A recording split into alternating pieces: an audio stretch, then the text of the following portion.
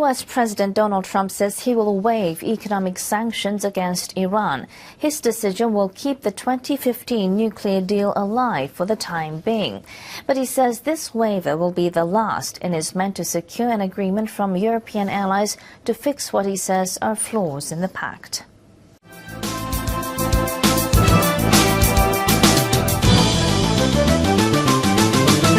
Today we gather in the White House to honor the memory of a great American hero, the Reverend Dr. Martin Luther King, Jr.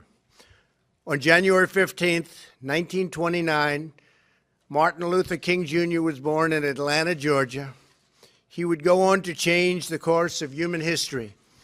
As a young man, Dr. King decided to follow the calling of his father and grandfather to become a Christian pastor.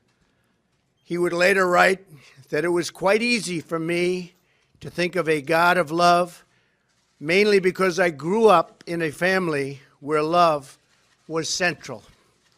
That is what Reverend King preached all of his life: love. Love for each other, for neighbors, and for our fellow Americans. I will now sign the proclamation making January 15th, 2018, the Martin Luther King, Jr. federal holiday, and encourage all Americans to observe this day with acts of civic work and community service in honor of Dr. King's extraordinary life, and it was extraordinary indeed, and his great legacy. Thank you. God bless you all, and God bless. Trump on Friday issued a statement on the deal in which 6 world powers agreed to lift economic sanctions on Iran in exchange for its curbing of nuclear activities. Trump says the deal has flaws. He wants to require more robust inspections of nuclear facilities. He also wants Tehran's ballistic missile program to be addressed. Trump said this is the last chance, and in the absence of a new agreement, the U.S. would not remain a party to the deal. The Trump administration also announced new sanctions on 14 Iranian individuals and entities over what his administration sees as serious human rights abuses and support of weapons development. Meanwhile, Iranian Foreign Minister Javad Zarif has criticized President Trump, saying the deal is not renegotiable. He tweeted that Trump's policy and his announcement on Friday amount to desperate attempts to undermine a solid multilateral agreement. He wrote, rather than repeating tired rhetoric, U.S. must bring itself into full compliance, just like Iran. Washington seems to have turned to a more open stance with Pyongyang, according to the most recent comment from U.S. President Donald Trump. Trump said on Thursday during an interview with the Wall Street Journal that he believes he has developed a positive relationship with North Korea's leader Kim Jong-un. He said he probably has, quote, very good relations with Kim, stressing that he does indeed have relationships with people.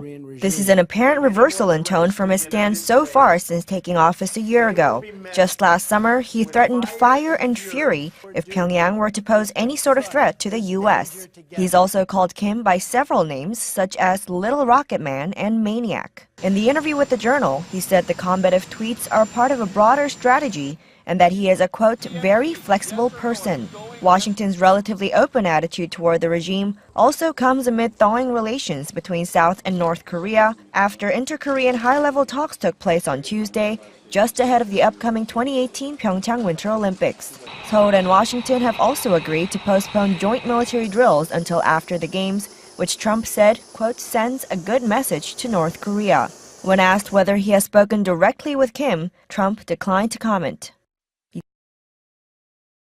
President Trump making headlines today for his interview with the Wall Street Journal. During that sit-down, the president said he and North Korea leader Kim Jong-un probably have a very good relationship. The president suggested perhaps they may have even spoken.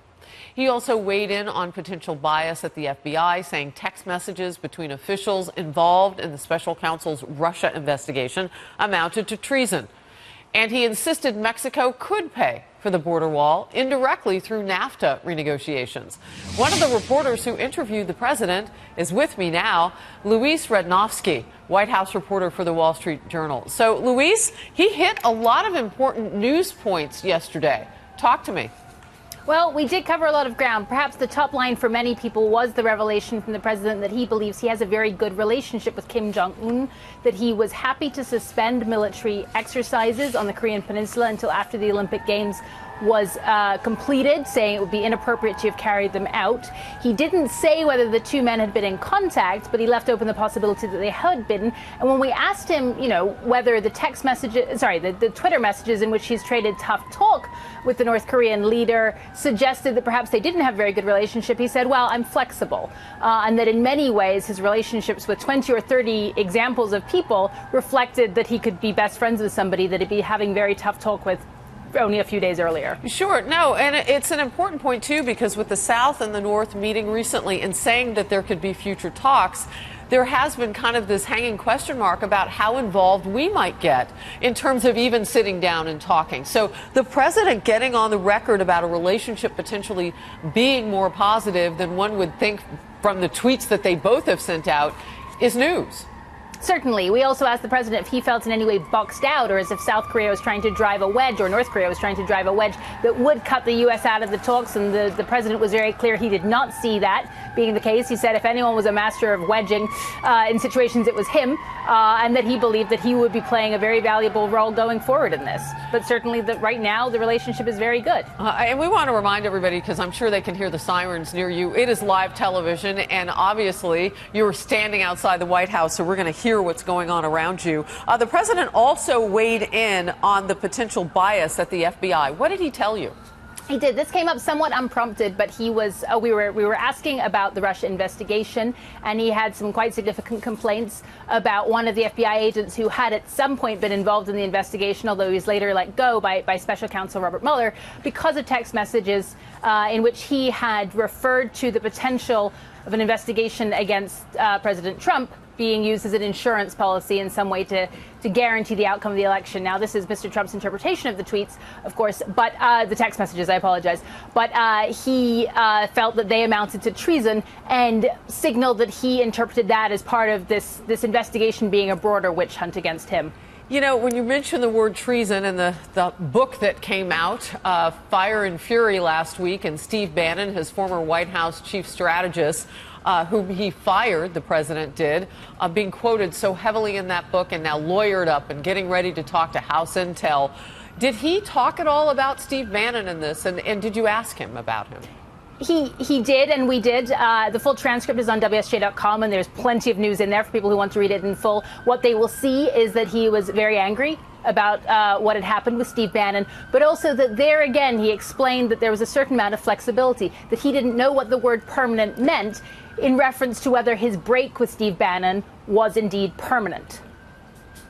Really? Okay. Really. That's interesting.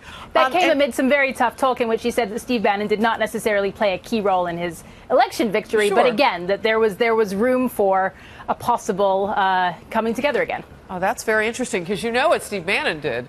He threw some fuel on the fire this week and said the president is going to need him again in the future. So when you talk about even a little bit of daylight, a crack in the door, the window, whatever, with the president, that's news as well. I'm trying to, just to hit those points that are new with your interview. And you said the full transcript is at WSJ.com, so people can read about it. But I want to just kind of get the texture from the president when you ask about paying for the wall and how Mexico might actually play an indirect role. Right. He said that there are many ways to get Mexico to pay for the wall. We asked for an example, and he said one was through NAFTA negotiations. That essentially, if a hard deal was won in NAFTA negotiations, and he said that if a hard deal that was favorable to the United States wasn't won, he was willing to walk away from the agreement altogether. But if a hard deal was won and Mexico ended up paying the United States in some way, he could divert that money, use it for the wall, and essentially say that as a result, indirectly, Mexico was paying for this. Now, he also said that he didn't believe that the wall, and he said this before a little bit, didn't have to be 2,100 miles long, the entire length of the border. The wall probably needed to be relatively small physically because of other natural barriers that he saw in the region. And that was also in response to a question about how much money it would take to actually build the wall as part of the DACA deal that's still being hammered out. Yeah, okay, so the senators handed the president yesterday, which is where the reporting is that his incendiary remarks were made because he was angry about what he saw before him. The Senate bill and this immigration bill really didn't have much cash for the wall. It fell a lot of dollars short. So I'm curious, the timing of your interview, was it already known that the Senate immigration bill was falling short and that dollars would be needed? We asked about the Senate bill, the Senate deal. He said that at the time he was meeting with us, he hadn't seen it yet, but he was very clear about what he wanted to see from it. He was very much in support of a permanent fix on DACA. He said that he had a lot of heart for the 800,000 DACA beneficiaries, that he believed that they were hardworking and that the country needed workers. That was something of a surprise to some people, and that he believed his base was behind him in securing such a permanent fix. What he wanted in return was an end to the visa lottery. He was very explicit about that, and some reduction in family-based immigration as well. He had some harsh words to say about that, too. Well, and we have heard so much in detail now about what's in it and his response as well. Louise Rednofsky with the Wall Street Journal, thank you very much. We appreciate you sharing, opening up your reporter's notebook to tell us what was in it. Thank you. Of course.